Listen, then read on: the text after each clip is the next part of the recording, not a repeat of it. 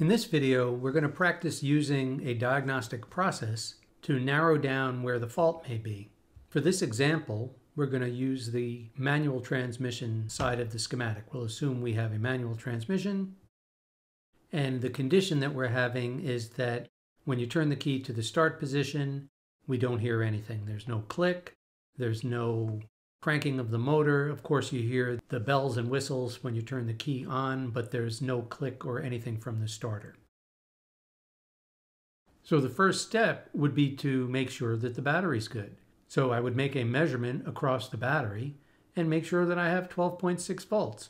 Or I could put the headlights on and just make sure that they're bright. That will be a quick test to give me an idea of if that's the case. And if the headlights are bright, I might skip the battery voltage test and just go down to the S terminal with my voltmeter and make a voltage at measurement, hooking the red lead up to the S terminal and the black lead to ground. And then while cranking or attempting to crank, we said before that it was making no sound, but while we turn the key to the start position, read the meter and see if we're getting 12 volts or any voltage for that matter. So in this example, when I do this test and turn the key to the start position, I get 0 volts at the S terminal. And what that's telling me is to not blame the starter.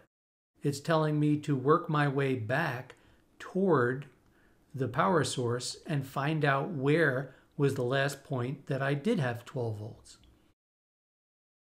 So I could then make a test at this B terminal of the clutch pedal switch. And when I did that, in this case, it also measured 0 volts. And keep in mind that we were assuming that you're stepping on the clutch when you're cranking, because if you weren't doing that, you would not get the 12 volts down to the S terminal in any case.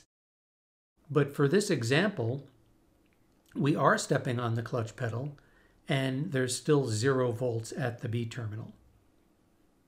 But when I come back and measure at the A terminal and hook my meter up from the A terminal to a good ground, and then I turn the key to the start position, I'm getting 12 volts at the A terminal. So what this is telling me is that the clutch pedal switch is not transferring the 12 volts from the A terminal to the B terminal like it's supposed to. We may be physically moving the switch, but the electrical contact inside is not closing and not allowing the 12 volts to get to the S terminal.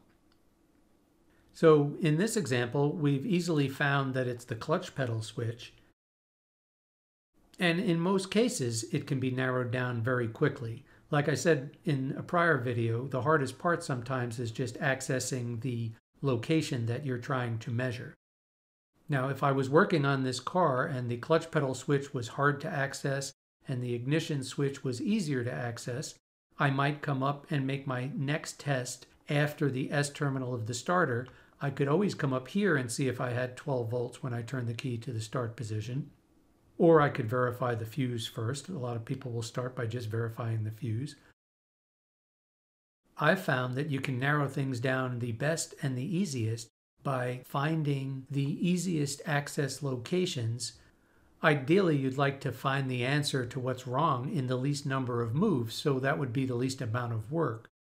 So let's say you started here and measured 12, and then went here and measured 12, and then went here and measured 12, and then turned it to the start position and went here and you measured 12, and then you came down to this point and measured 12, and then you came down to here, and when you pressed the clutch switch, you measured 0. You would find your answer. And the same thing, you could work your way backward from the S terminal. You could check here and have measured 0, work your way back to the B terminal and have measured 0, and then when you get to the A terminal and you measured 12, then you would know that it was the switch itself.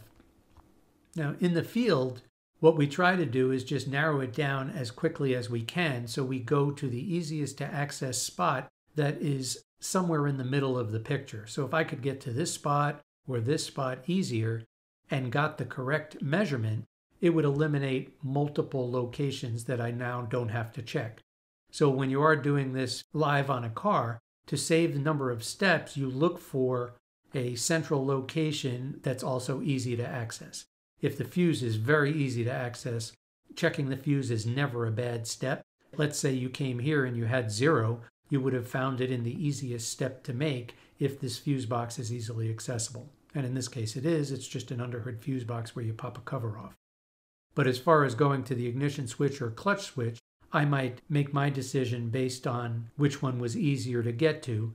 And keep in mind that we don't know when we're making that decision which component's going to be bad. We're just trying to narrow down how many steps it might take so we can save time.